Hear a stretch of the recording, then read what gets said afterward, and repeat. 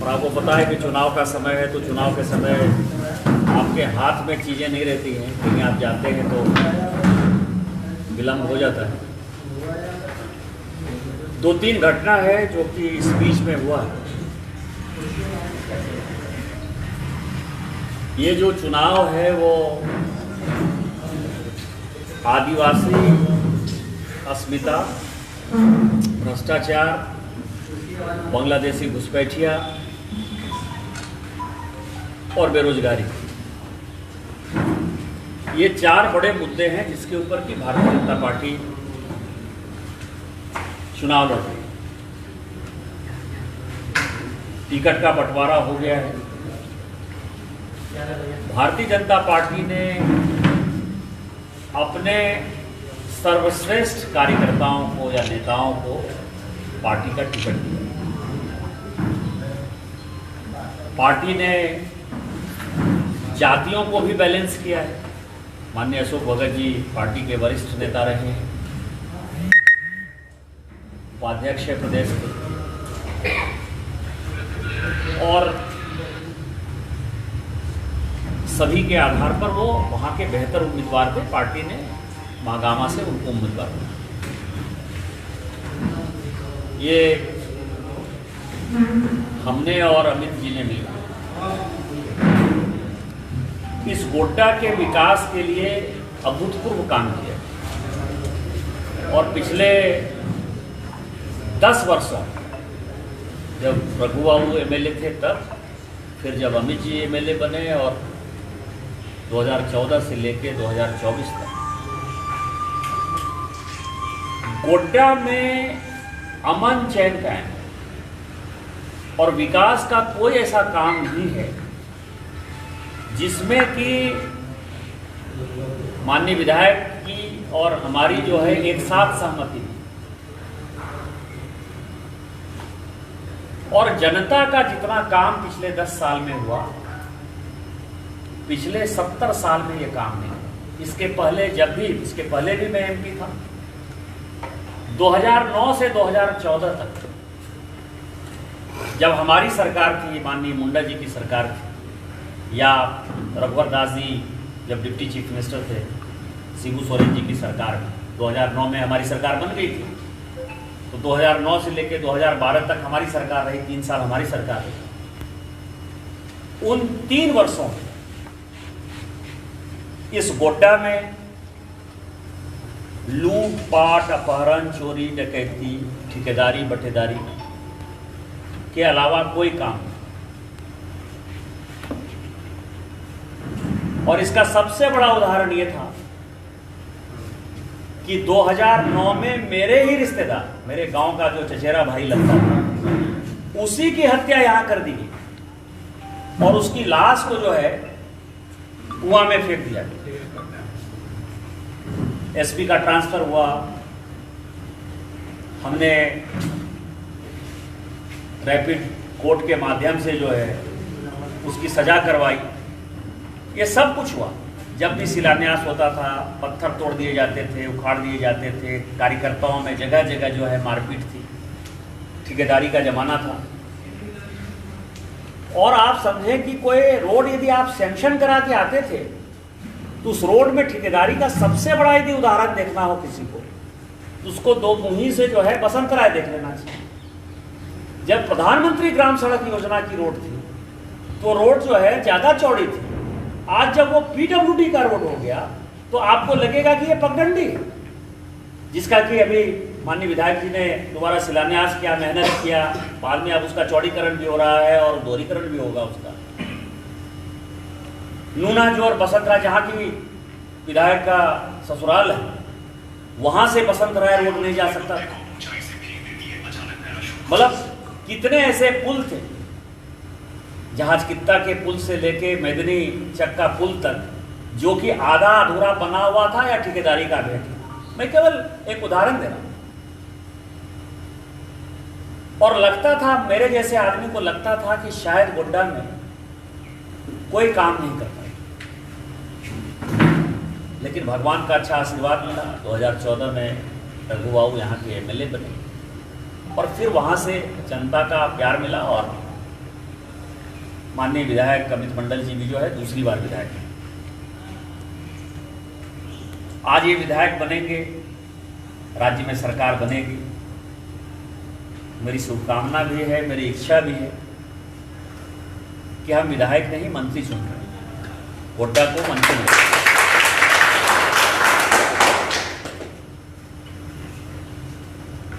लेकिन उसमें हम ये चाहते हैं कि गोड्डा में दोबारा इस तरह का सिचुएशन नहीं हो। तो गोड्डा के लोग जो अभी 10,000 15,000 का मार्जिन देते हैं, हम चाहते हैं कि गोड्डा से हम 50,000 वोट से। और इतनी घबराहट है इस सरकार को इन चीजों से, इस हवा को देखकर, कि मैं आज का उदाहरण दे रहा हूं। आज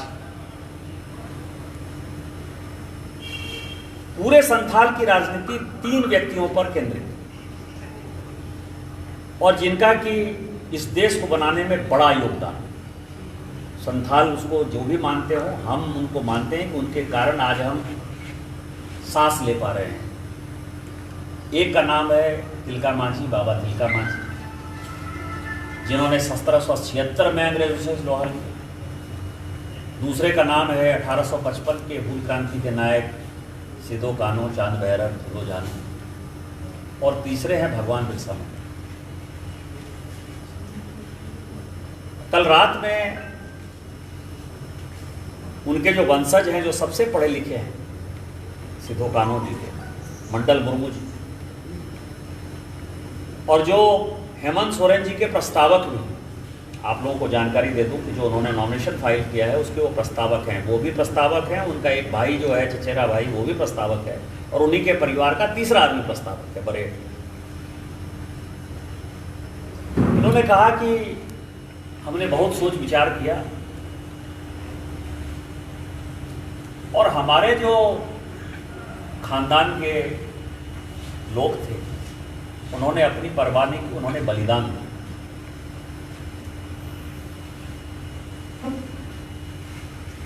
अंग्रेजों का लोहा लिया और अंग्रेजों को यहां से भगाने में एक बड़ी क्रांति उन्होंने जन्म दिया। और उस क्रांति का असर ये हुआ कि जो बंगाल का ये हिस्सा था, बीरभूम का हिस्सा था, उसको काट के लगभग 1869-70 में ये संथाल परगना, संथाल के नाम से जो जिला संथाल परगना बना, आप संथाल परगना कमिश्नर ही है, लेकिन वर्षों तक ये संथाल परगना जिला रहा। ये हमारे परिवार के कारण है। आज हम उसी मुहाने पर खड़े कि आदिवासी जो आज़ादी के समय 45% था, आज यदि जनगणना हो जाएगी तो हम 22-23% पर हो गए। और अब बांग्लादेशी घुसपैठिए को भगाने का समय आ गया, और हम भारतीय जनता पार्टी में नेतृत्व जो है उनसे हम बात कर रहे हैं। अच्छा है, सुबह हमारे जो पार्टी के युवा मोर्चा के प्रदेश अध्यक्ष रहे बबलू भगत जी, और युवा मोर्चा राष्ट्रीय कार्य समिति के जो सदस्य रहे अमित सिंह, दोनों साहबगंज पाकुड़ के हैं, मतलब उसी इलाके के हैं, ऐसा नहीं कि कोई दूसरा इन्वॉल्व है। वो उनको लेकर देवघर आए, देवघर में हमारे साथ नाश्ता किया, और उसके बाद वो रांची जा रहे थे। और गिरिडीह इनकी गाड़ी को रोक लिया गया, और तीनों को जो है अलग अलग थाने में बंद कर दिया। वो तो मुझे पता चला, मैंने ट्वीट किया, मैंने लोगों से बात किया। चुनाव आयोग है, चुनाव आचार संहिता लागू है, इस कारण से तीनों छूट गए। लेकिन आप ये समझें कि एक आदिवासी, आम आदिवासी, जिन्होंने की बलिदान दिया, जिसके परिवार ने बलिदान दिया, जिसका नाम हम लेते हैं सिद्धो कान्हो, चांद भैरव, जितने पॉलिटिशियन जाते हैं, मुख्यमंत्री जब जब भोगनाटी जाएंगे तब तक जो है उनके परिवार को सम्मानित करते, उसी मंडल मुर्मू को सम्मानित करते। उस मंडल मुर्मू को भी थाना भेजने में, डुमरी थाना भेजने में 1 सेकंड नहीं लगा। डर क्या है कि कहीं ये भाजपा की सदस्यता नहीं ग्रहण कर ले, डर क्या है कि कहीं ये भारतीय जनता पार्टी का बरहेट से उम्मीदवार नहीं हो जाए। अभी कुछ नहीं है, वो आपका प्रस्तावक है, अभी तक उसने भाजपा की सदस्यता ग्रहण नहीं की है। यदि उसको भाजपा की सदस्यता ग्रहण करानी होती तो मैं तो देवघर में उसको पट्टा पहना देता जब मेरे साथ नाश्ता कर रहा था। यह दिखाता है कि जो मुद्दा मैंने कहा कि जिस मुद्दे पर हम चुनाव लड़ रहे हैं ये जेन्युइन मुद्दा है। बांग्लादेशी घुसपैठियों ने यहाँ हमारी बहू बेटियों का जो है कब्जा कर लिया, उसके साथ जबरदस्ती शादी कर ली है और हमारे लैंड पर कब्जा कर लिया। और ये मुद्दा संथालपना का सबसे प्रभावी मुद्दा है। दूसरा, बेरोजगारी जो है एक बड़ा मुद्दा है। कई एक लोग कहते हैं कि मैया योजना हो गया, मैया योजना हो गया। मुख्यमंत्री हेमंत सोरेन ने ये कोई पहली योजना नहीं शुरू की। हम गोड्डा शहर में मनरेगा की तरह ही उन्होंने घोषणा किया और सभी का ऐड है, आप केवल गूगल देखिए कि शहरी मजदूरों को भी हम मनरेगा की तरह पैसा देंगे मजदूरों को। वो योजना 3 महीने में बंद हो गई कि नहीं होगी। पेट्रोल डीजल सब्सिडी की योजना उन्होंने चालू की, ये योजना बंद हो गई कि नहीं होगी। माननीय रघुवर दास जी के समय जो किसान सम्मान योजना चलती थी, 5-5 हजार रुपया हम देते थे पर एकड़, 25,000 तक देते थे हम किसानों को, वो योजना बंद हो गई कि नहीं होगी। तो जब सारी योजना वो चालू करते हैं और बंद हो जाता है तो आपको लगता है कि वो मैया योजना चालू कर पाएंगे? मैया योजना नहीं, गोगो दीदी योजना, ये आम जनता को लगता है और इसी के कारण जो है उनकी समस्या है। इसी कारण से जोर जोर से वो चिल्ला रहे हैं मैया मैया मैया। मैया से कुछ नहीं होना। सबको पता है कि हेमंत सोरेन में इतनी क्षमता नहीं है, इतनी विद्या नहीं है, इतनी बुद्धि नहीं है, आम जनता से उस आदमी को लेना देना नहीं है। भारतीय जनता पार्टी आएगी तो निश्चित तौर पर गोगो दीदी योजना के माध्यम से वो लोगों को सम्मान देगी, महिलाओं को सम्मान देगी। बेरोजगारी है, उन्होंने कहा कि हम आते ही 5 लाख कहा था ना कि 5 लाख लोगों को हम रोजगार। अब रोजगार कैसे आएगा, एक बड़ा सवाल। रोजगार सृजन के यहाँ 2 तरीके। एक तरीका है कि झारखंड पब्लिक सर्विस कमीशन से बच्चों को रोजगार दें। दूसरा है स्टाफ सिलेक्शन कमीशन से, झारखंड स्टाफ सिलेक्शन कमीशन से रोजगार। ये दो। आप ये बताइए कि झारखंड पब्लिक सर्विस कमीशन में कोई चेयरमैन है? नहीं है। और झारखंड स्टेट सर्विस कमीशन जो है, जहां से कि क्लर्क पैदा होते हैं, वहां का कौन चेयरमैन है? Acting chairman. वो आदमी वित्त विभाग का भी सचिव है प्रशांत कुमार, वो आदमी इरिगेशन विभाग का भी सचिव है प्रशांत कुमार, और वही स्टाफ सिलेक्शन कमीशन का भी है चेयरमैन। तो आपको लगता है कि ये सरकार जो है रोजगार दे सकती है? तो बेरोजगारी एक बड़ा मुद्दा है। इन सारे मुद्दों के ऊपर पूरे राज्य में भारतीय जनता पार्टी की जबरदस्त लहर चल रही है। पिछली बार भी जो हम चुनाव हारे या हमारी सरकार नहीं बनी, उसमें से कुछ जगह हमने टिकट का गलत बंटवारा किया और जो बचा कुचा था हमने अपने सहयोगी दल को साथ में नहीं लिया। आजसू के साथ हमारा कोई समझौता नहीं था, जेडीयू के साथ हमारा समझौता नहीं था, लोजपा के साथ नहीं था। मतलब एनडीए जो है वो अलग अलग चुनाव लड़े। आज हम पूरे मजबूती और मुस्तैदी के साथ चुनाव लड़ रहे हैं। और मैं ये बात जब कहता हूं तो इसलिए मैं कहता हूं कि उनके विधायक कौन थे?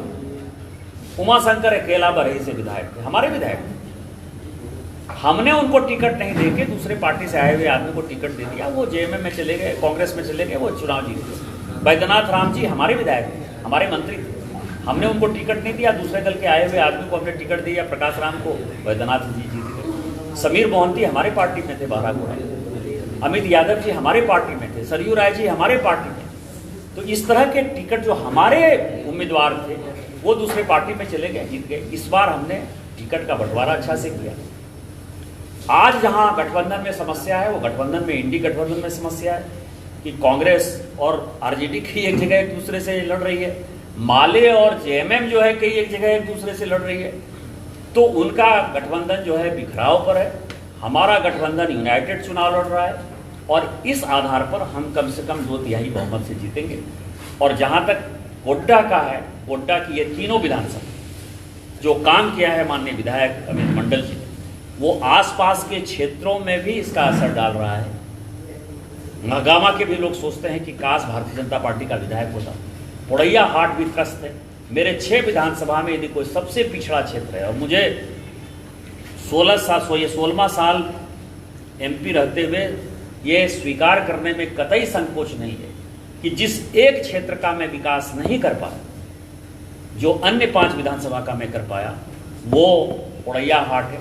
क्योंकि पोड़ैया हाट के विधायक को केवल करप्शन करना है, केवल ठेकेदारी करना है, केवल उसको, अभी आपको पता है कि प्रधानमंत्री ने जल जीवन मिशन में जो करप्शन के लिए कुछ फाइल बढ़ाया है, उसमें उनके सबसे बड़े ठेकेदार जो है श्यामाकांत यादव जी के बारे में ही कहा है। उसकी जांच भी चल रही है। आपको पता है कि ईडी की भी रेड वेट पड़ी थी उनके यहाँ, इनकम टैक्स के यहाँ।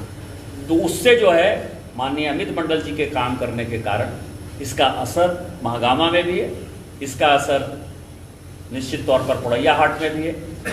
और जो विकास है, इस विकास ने संथालपना में एक ऐसा असर छोड़ा है कि हम 2/3 बहुमत से सरकार बनाएंगे और संथालपना की मैक्सिमम सीट 18 में से हम निश्चित तौर पर जीतेंगे।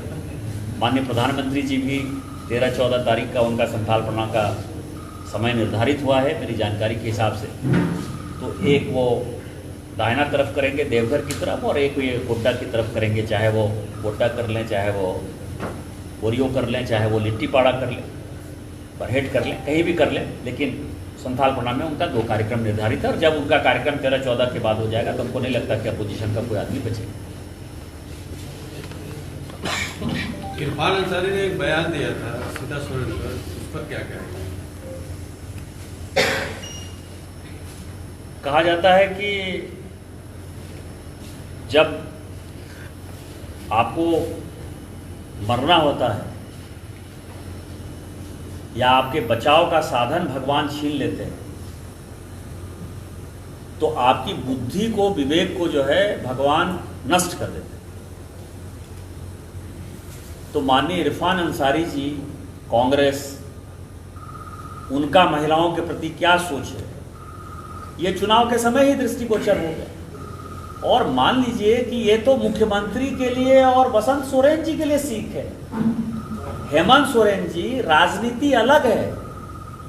राजनीति को व्यक्ति, कम से कम वो आपकी भाभी हैं, वो दुर्गा सोरेन जी की धर्मपत्नी है। वो दुर्गा सोरेन जिसने की राजनीति में, आपने खुद ही प्रेस कॉन्फ्रेंस करके कहा कि हम तो राजनीति में आना नहीं चाहते थे। दुर्गा सोरेन जी ने जबरदस्ती मुझे राज्यसभा में भेजा। हम तो अपना पढ़ाई लिखाई करके नौकरी करना चाहते थे। ये उन्होंने एक नहीं 50 बार कल्पना जी के भी इंटरव्यू को मैंने सुना है, और मैंने हेमंत सोरेन जी के भी इंटरव्यू को सुना है। तो जिस व्यक्ति ने हाथ पकड़कर, बड़े भाई ने आपको राजनीति में जबरदस्ती आने के लिए कहा, उनकी पत्नी को कह रहा है कि रिजेक्टेड माल है, और आप आज भी जो है उसके नॉमिनेशन में जाना चाहते हो, आज भी प्रचार करना चाहते हो। और जो मनुष्य, राजनीति अलग चीज है। और मैं आपको ऑन रिकॉर्ड ये बात कहता हूं कि मेरे बेटे को जसीडीह स्टेशन में खींचने की कोशिश की राज खलीवाल ने, आज तक मैंने उसको माफ नहीं किया। भारतीय जनता पार्टी का वो कार्यकर्ता रहा, वो मंत्री रहा, मेरा पिछले 14-15 साल में उससे कोई लेना देना नहीं। व्यक्तिगत संबंधों को राजनीति में नहीं हावी होना चाहिए। यदि हेमंत सोरेन और वसंत सोरेन में कोई हैसियत, हिम्मत है, तो इरफान अंसारी को उसको टिकट काटना चाहिए, सरेआम माफी मांगना चाहिए, और कम से कम सीता सोरेन जी से पैर छूकर माफी मांगनी चाहिए। तभी वो व्यक्ति नजर आएगा। नहीं तो लगेगा कि राजनीति के लिए जो अपनी भाभी का इज्जत नहीं संभाल सकता है, वो इस झारखंड की क्या इज्जत संभाल।